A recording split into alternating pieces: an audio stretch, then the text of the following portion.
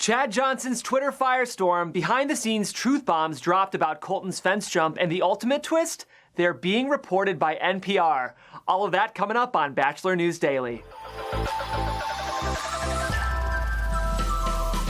Chad Johnson's tweeting, and he is not taking it easy on his Bachelor co-stars. He attacked Nick Viall and Kalen Miller-Keyes in the same tweet, offering, "So Nick Viall says that Blake releasing texts was premeditated? No shit, it's called thinking.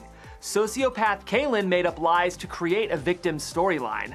Blake had no choice but to show texts. The Botox and fillers have melted both Nick and Kalen's brains."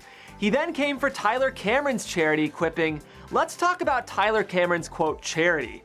It takes impoverished kids to nice restaurants to show them what they can't have, while Tyler gets a nice picture for Instagram, then dumps them right back where they came from, just as as they were before." Interestingly, Chad also clarified a highly controversial moment from his Paradise season in which he was edited to call fellow contestant Sarah Heron a one-armed.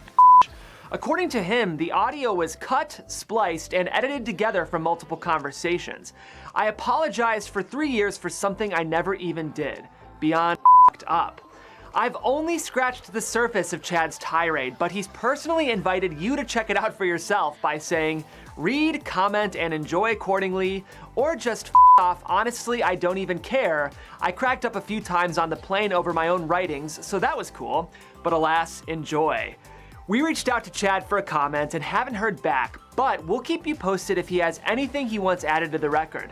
Until then, let us know what you think of Chad's antics in the comments below. My favorite two things in the world collided this week: The Bachelor and Peabody-winning long-form public radio journalism. Yes, The Bachelor was heavily featured on NPR's acclaimed program This American Life this week, and my brain might just explode. Finally, my shameless obsession with this franchise has been validated by a prestigious, widely acclaimed NPR show that I love. And amazingly, Ira Glass and his team spilled some wild behind-the-scenes tea about Colton's season, which is a sentence I never thought that I would say. The episode featured Colton Underwood recounting his infamous fence jump moment, and he shared some exclusive details that add a whole laundry list of crazy to this story. First of all, for most of his season, Colton was deliberately trying to game the system by lying to producers. He admitted, "They always asked me to rank the girls, and very early on, Hannah was up there, and she got left off of a date, and I sort of remember feeling a little burnt when they did that. So from there on out, I was like, all right, if you're gonna do that to my top girls, I'm not really gonna tell you who my top girls are."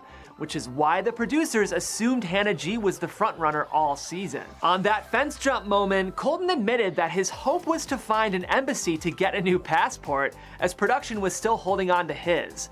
Also, the confusing timeline and edited cuts on the night of the fence jump were explained when he demanded to speak to the show's on-set therapist before he addressed production in any capacity, because legally, the show can't air any of that.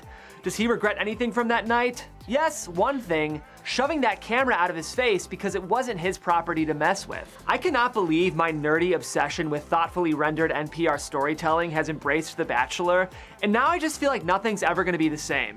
You should definitely listen to this week's episode of This American Life for the whole story. It's a free podcast, and for the record, it's a great program anyway, so definitely check it out. That's all we've got for this week's edition of Bachelor News Daily, but we will be here tomorrow to fill you in on any additional news in this wild franchise. For now, guys, my name's Jeff Graham, and thank you so much for tuning in. We'll see you tomorrow.